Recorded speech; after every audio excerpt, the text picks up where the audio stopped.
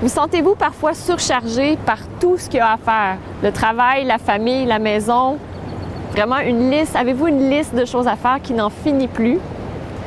Est-ce que parfois vous vous sentez stressé en vous disant « mais j'y arriverai jamais » ou peut-être même au point d'être angoissé?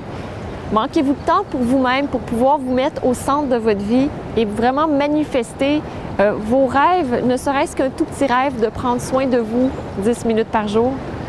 Dans cette vidéo, on va voir comment vous pouvez prendre soin de vous et peut-être même dégager cette liste de choses à faire.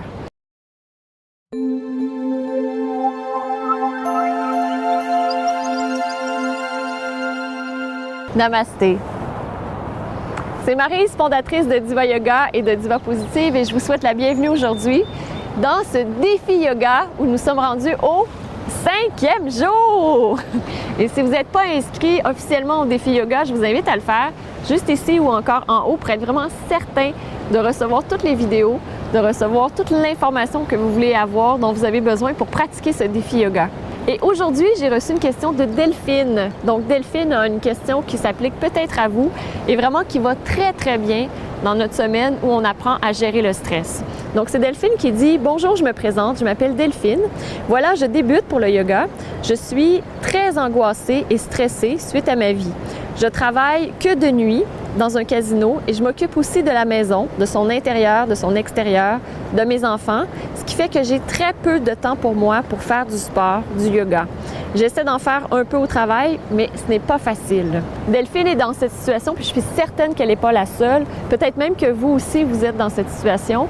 Je sais que moi, je suis peut-être pas dans cette situation aussi pire, mais parce que je travaille pas de nuit, mais j'ai quand même un horaire très chargé. J'ai les enfants aussi à m'occuper, l'intérieur de la maison, l'extérieur.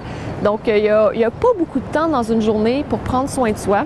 Et d'ailleurs, c'est pour ça qu'à la fin de cette semaine, donc lorsqu'on arrivera au jour 7, vous allez apprendre une technique infaillible pour pouvoir faire votre yoga tous les jours. Vraiment, commencez par vous, par prendre soin de vous. C'est génial. Attendez de voir, vous allez beaucoup adorer. Et pour aujourd'hui, ce que j'ai envie de vous proposer, c'est une posture qui va aider à gérer les émotions, qui va aider la digestion, qui va aider aussi à être plus enraciné, plus ancré. Et qui peut même être fait un peu n'importe où. Donc, vous voyez ici, je suis dans ce décor sans avoir de tapis de yoga et c'est ce qu'on va pouvoir faire. Donc, tout d'abord, on met les pieds à la largeur des hanches et ce qu'on va faire, c'est la demi-lune. Donc, si vous voulez connaître les bienfaits et contre-indications de la demi-lune, je vous invite à cliquer juste ici, sur le côté. De cette façon, vous allez pouvoir télécharger les 12 postures essentielles pour devenir souple, active et sereine. Et la demi-lune en fait partie. Donc, vous allez pouvoir voir quelles sont les contre-indications. Donc, dans la demi-lune, vous êtes les pieds à la largeur des hanches et vos hanches sont à peu près ici. Donc, parfois, je vois des femmes qui ont les pieds sur les côtés, à la largeur du côté des hanches. C'est juste aligné avec les petits os ici devant. Et souvent, c'est une bonne nouvelle. Vous avez les hanches moins larges que ce que vous pensez. Youpi! On aime ça! Donc ici, vous prenez votre posture de la montagne, poussez le dessus de la tête vers le ciel et les doigts très très longs de chaque côté. Gardez le pubis vers le nombril, le menton légèrement rentré. Et ici, vous allez respirer surtout avec la respiration thoracique et claviculaire. C'est un peu plus difficile, respiration abdominale. Donc vous prenez le temps de vous centrer. Et lorsque vous sentez que vous êtes prêt, inspirez, soulevez les bras jusqu'en haut. Et à l'expiration, abaissez le bras gauche, poussez la hanche droite vers la droite et penchez vers la gauche. Vous n'avez pas besoin de descendre très très loin. L'important, c'est de sentir un étirement. Et même, je vous invite à imaginer que vous allez rejoindre les nuages, rejoindre les étoiles. Respirez profondément. Si votre corps a tendance à aller vers l'avant, remontez un petit peu, amenez-le derrière. Et ensuite, penchez sur le côté. Vous pouvez imaginer que vous êtes vraiment entre deux planches de verre.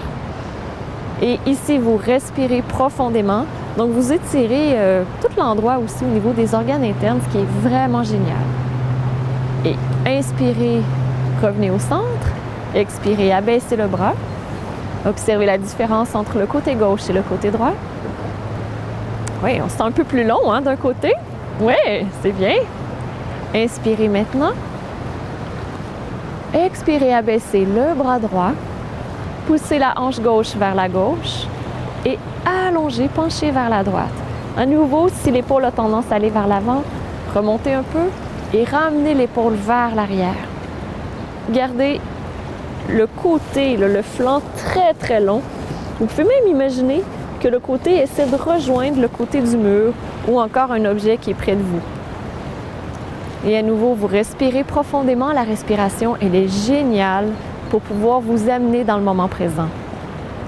Poussez les pieds dans le sol. Entrez en connexion avec la terre. Allongez votre corps. Et pour sortir, inspirez, revenez au centre et expirez, abaissez. Donc c'est une posture qui est très facile à faire. Et moi, l'endroit où je la fais souvent, c'est lorsque je sors du lit ou même lorsque j'ai ouvert la douche et que j'attends que l'eau chaude arrive. J'ai le temps de faire ma demi-lune des deux côtés et je me sens beaucoup plus grande, je prends beaucoup plus d'espace. Puis aussi, je me sens plus enracinée parce qu'on pousse les pieds dans le sol. Et maintenant, une des choses essentielles, c'est que oui, vous avez une très, très longue liste de choses à faire. Et vraiment, je sais à quel point c'est difficile parce que j'ai moi-même eu cette longue liste de choses à faire en me disant « mais j'y arriverai jamais » et effectivement, j'y arrivais jamais. Ce que j'ai fait à un moment donné pour changer ma perspective, c'est que j'ai pris du temps de recul. Donc, malgré tout ce que j'avais à faire, malgré les enfants, malgré tout ça, malgré la maison à prendre en charge et tout, ce que j'ai décidé de faire, c'est de me dire qu'est-ce qui est vraiment le plus important. Si je regarde dans toute ma vie et à la fin de ma vie, qu'est-ce que je vais me dire? Ça comptait vraiment. Et je me suis rendu compte que d'avoir une maison qui soit bien rangée, finalement, ça a son importance, évidemment, mais qu'au bout de ma vie, ça n'avait pas d'importance. Et ce que j'ai pris conscience, c'est que ce qui touchait mes enfants était essentiel, puis j'ai décidé de vraiment mettre l'accent sur ça pour que mes filles puissent devenir autonomes. Donc, ça, c'est mon essentiel au niveau de ma famille, de mes enfants. Puis au niveau aussi de Diva Yoga, je me suis posé la même question, qu'est-ce qui est essentiel? Et c'est là où j'ai déterminé que je voulais accompagner 10 millions de personnes pour avoir la santé, la sérénité et la paix intérieure.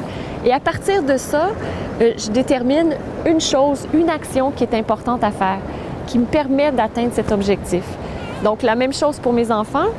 Lorsqu'on est dans une situation, je me dis, OK, moi, ce qui est important pour moi, c'est de faire en sorte que mes enfants deviennent autonomes, que ce soit des filles, j'ai 2 filles, 13 ans et 16 ans, que ce soit des filles qui soient épanouies, des femmes qui soient épanouies également.